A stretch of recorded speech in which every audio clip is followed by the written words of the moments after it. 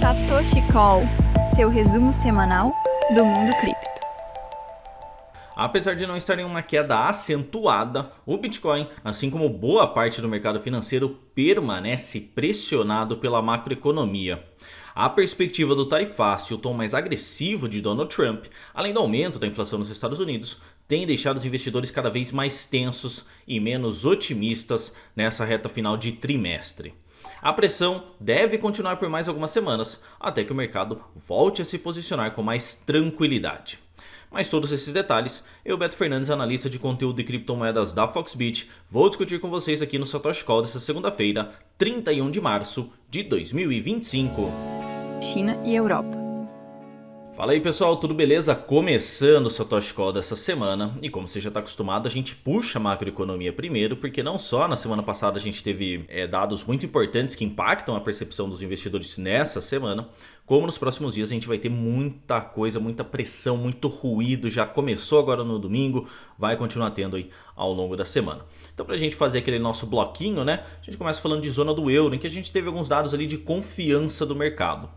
No caso, a confiança do consumidor se manteve estável, ainda numa retração ali de 14,5%, mais com o que a gente já tinha visto no mês de fevereiro, o que também era a projeção do mercado, então tudo na mesma. Quando a gente parte para a confiança nos serviços, a história é um pouco diferente, porque a gente sai de 5,1% em fevereiro para cair para 2,4%, enquanto a perspectiva era de uma alta para 6,8%. Ou seja, o setor de serviços não está mais tão confortável assim com o momento econômico atual da zona do euro. O mesmo, o contrário, mas não tão contrário assim, vale para a confiança do setor industrial, que a gente tinha ali uma retração de 11 pontos em fevereiro, continua numa retração de 10,6, um pouquinho acima do 10,5 esperado pelos analistas, ou seja, ele não está numa situação estável como está a confiança do consumidor, ele está com uma leve melhora, mas ainda assim dentro de um território ali bastante conturbado, sem pouco engajamento, sem pouca perspectiva, sem poucos incentivos para manter ali o setor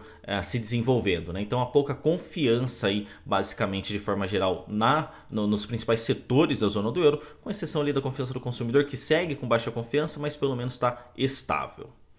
Quando a gente parte aí rapidinho para a China, a gente teve poucos dados macroeconômicos também por lá na última semana, mas que vale a gente comentar, que foram os índices gerentes de compras, né? Os PMIs, que mostram ali o quanto as empresas desse setor estão comprando, né? O quanto elas estão otimistas com o mercado e estão investindo. E no caso a gente tem o PMI industrial subindo de forma relativamente leve, mas subindo de 50,2 para 50,5 pontos. Um pouquinho acima dos 50,4 esperado pelo mercado, ou seja, a indústria está em expansão, continua investindo e está tentando aí um avanço do seu setor. O PMI de não manufatura seguiu aí a mesma tendência de 50,4 para 50,8 agora em março, acima da perspectiva de 50,5. Ou seja, a China, nesses dois indicadores pelo menos, mostra que sua economia está em desenvolvimento, está em território de expansão, e isso tende a trazer mais movimentações financeiras por lá, e como a gente sabe, isso tende a impactar pelo menos positivamente o mercado financeiro e também de criptomoedas, como a gente vai ver mais tarde. Estados Unidos. Nos Estados Unidos a gente também teve dados de confiança do consumidor e por lá também caiu, né? Foi de 100,1 para 92,9. Bem abaixo dos 94,2 esperado, ou seja, o mercado já esperava uma queda, mas ela veio maior do que as estimativas.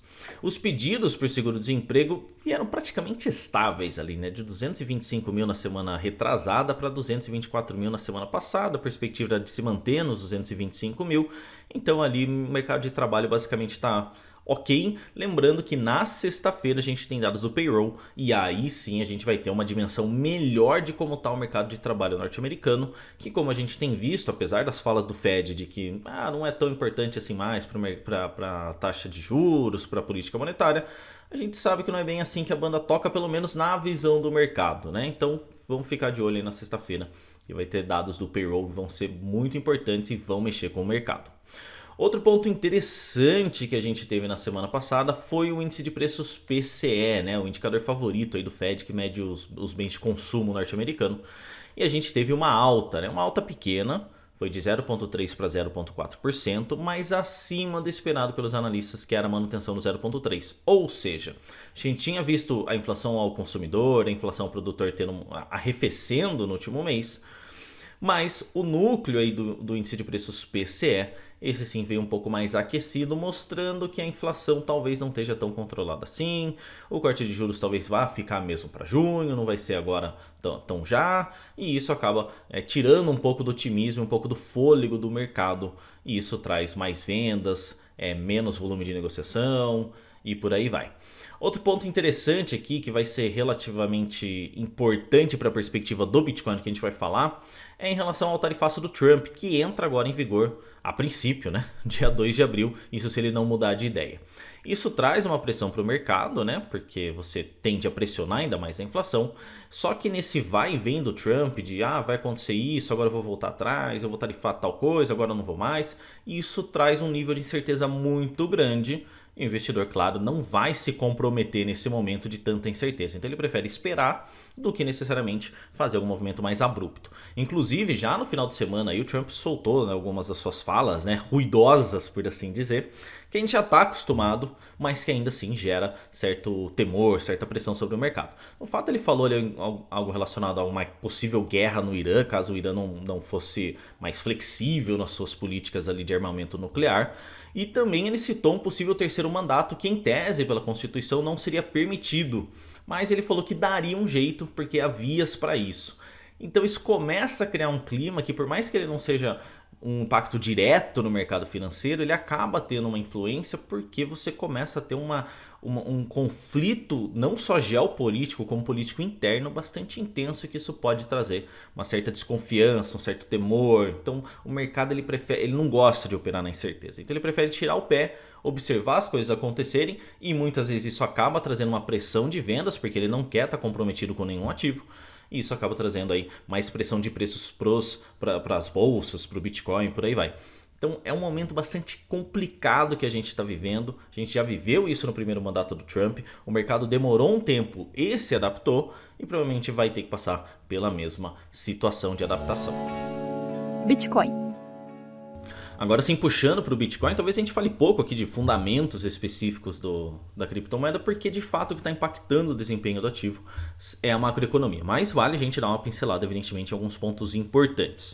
O primeiro deles é o ETF de Bitcoin, né? A gente viu, foram 2 semanas consecutivas de fluxos positivos, depois aí de um período de certas baixas. Março ainda está no negativo, né? Vai fechar aí provavelmente com de 700 milhões praticamente de dólares aí de saques, né, no saldo final, mas mesmo assim as últimas 2 semanas mostraram um apetite maior do investidor tradicional, institucional aí, que está tentando trazer seu capital para dentro desse mercado. Então não dá para saber se isso vai se continuar em abril, mas já mostra uma melhora, né, uma mudança do sentimento do investidor nesse curto espaço de tempo. Outro ponto importante para a gente olhar é o funding, que é a taxa de financiamento ali que os investidores pagam para manter seus contratos futuros em aberto nas exchanges internacionais. E ele está ali próximo de uma estabilidade, né? Normalmente o neutro é 0,01%, ele está na casa do 0,003%, então mostra que ele está num limite relativamente entre o negativo e o neutro. Então mostra que sim, há uma pressão maior hoje dos vendedores, mas que ela ainda não é tão dominante assim, a ponto de deixar a taxa negativa e aí sim os vendedores estarem pagando essa taxa de financiamento para os compradores. Então a gente está num limite ali entre o que é neutro e o que é negativo.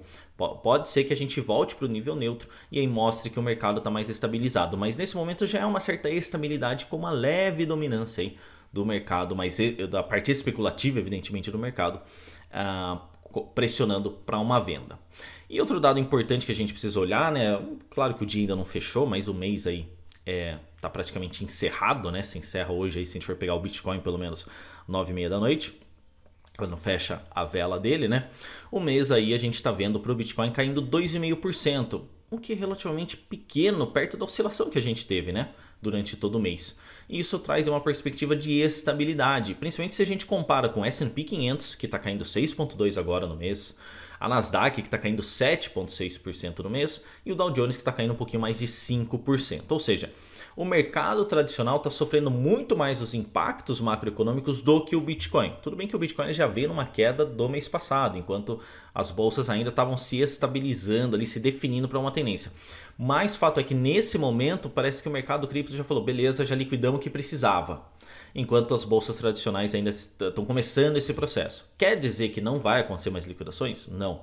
O mercado é volátil, a gente sabe que os impactos vão acontecer, mas o Bitcoin está um pouco mais resiliente em março, especificamente nesse recorte que a gente está trazendo, o que parece ser algo positivo. O que a gente vai precisar ficar de olho justamente é em todas essas confirmações aí de tarifaço e tudo mais, e que como isso vai ter um impacto maior ou não em cima do preço do Bitcoin e como isso vai trazer ali talvez mais volatilidade para o mercado tradicional, para as bolsas de valores. A análise técnica do Bitcoin, você já sabe, vai estar disponível em vídeo lá no Telegram e no WhatsApp da Foxbit. Link vai estar aqui na descrição. Segue a gente lá para você poder acompanhar não só a análise técnica, como também várias outras novidades do mercado cripto. Para a gente dar aquele arremate no nosso Satoshi Call, a explicação ela é a mais simples possível, né? O mercado ele tá numa baixa porque o mercado tá num momento de incerteza. Esse tarifácio do Trump, ele nesse vai e volta, o mercado ainda não se adaptou com os ruídos que ele traz. E vai precisar se adaptar. Vai ter um momento que o mercado vai falar, cara, não dá pra gente ficar ouvindo tudo que ele tá falando. Ele vai falar, ele vai voltar atrás, às vezes ele vai falar e vai causar um ruído ali num canto específico do mercado, num canto específico da política, e a gente vai precisar tocar a vida. E esse é o ponto que a gente ainda não descobriu como fazer, apesar de já ter feito isso no passado, lá no primeiro mandato. Então, a política, o jeito de fazer política do Trump, ele é um jeito mais agressivo, um jeito mais complexo, um jeito mais ruidoso.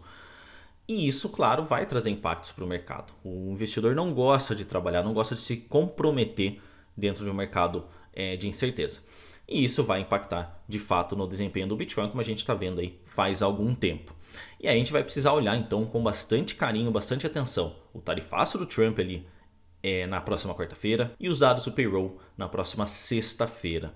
Tudo isso vai trazer pontos ali que provavelmente o mercado vai ficar relativamente estável até o dia desses eventos. E aí pode ser que a gente tenha uma volatilidade mais acentuada e depois volte para uma estabilidade. Essa é a tendência. Senão a gente pode ver mais uma pressão de venda, mais uma pressão de liquidez e a gente veja os ativos caindo ainda mais dentro do seu aspecto aí, de desenvolvimento de mercado.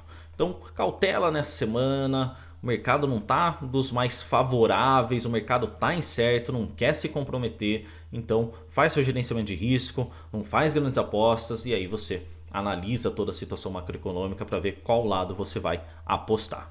E é isso aí, pessoal. Esse foi o Satoshi Call dessa segunda-feira, 31 de março de 2025. Eu, Beto Fernandes, analista de conteúdo de criptomoedas da Foxbit. Agradeço demais a audiência de vocês por aqui comigo. E você já sabe, a gente volta na próxima segunda-feira com mais o Satoshi Call, trazendo as novidades tanto do mercado cripto como também da macroeconomia. Valeu, pessoal. Forte abraço e até lá.